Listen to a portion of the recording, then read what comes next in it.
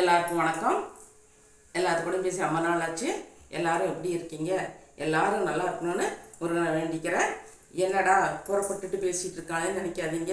ஒரு கல்யாண ரிசப்ஷனுக்காக கிளம்பிட்டேன். அதுக்கு முன்னாடி இந்த வீடியோவுக்கு வாய்ஸ் கொடுத்துடலான்னு சொல்லி பேசிகிட்டு இருக்கிறேன். வாங்க வீடியோக்குள்ளே போகலாம். எல்லாருக்கும் வணக்கம்.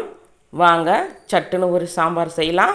அதுக்கு ஒரு கப் துவரம் பருப்பை 2-3 தடவை கழுவி குக்கரில் போட்டு தேவையான அளவு தண்ணி ஊற்றி, 1 ஸ்பூன் மஞ்சத்தூளும் ஒரு 2 ஸ்பூன் விளக்கெண்ணையும் ஊற்றி, ஒரு 2 தக்காளியை சின்னதாக கட் பண்ணி போட்டு, ஒரு 2 ஸ்பூன் சாம்பார் தூளையும் போட்டு, ஒரு எலுமிச்சம்பழம் சைஸ் புளியை நல்லா கரைச்சி ஊற்றி, ஒரு 4 விசில் வர வரையிலும் குக்கர் மூடிடலாம். விசில் வந்த பின்னாடி பக்கத்தில் மாற்றிக்கிட்டு ஒரு வடைச்சட்டி வச்சு எண்ணெய் ஊற்றி கடுகு கருவேப்பிலை போட்டு, சின்ன வெங்காயம் ஒரு 100 கிராம் சின்ன வெங்காயத்தை கழுவி நல்லா கட் பண்ணி போட்டுக்கலாம். நல்லா ஒரு கொதி வந்த பின்னாடி நான் தேங்காய் துருவல் ஒரு கப் போட்டுக்கிட்டேன். நீங்கள் போட்டால் போடலாம், போடாட்டா விட்டுறலாம். போடாட்டாலும் நல்லா தான் இருக்கும்.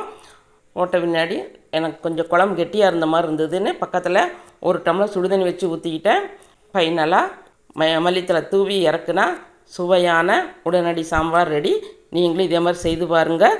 வாழ்க வளத்துடன் நலத்துடன்.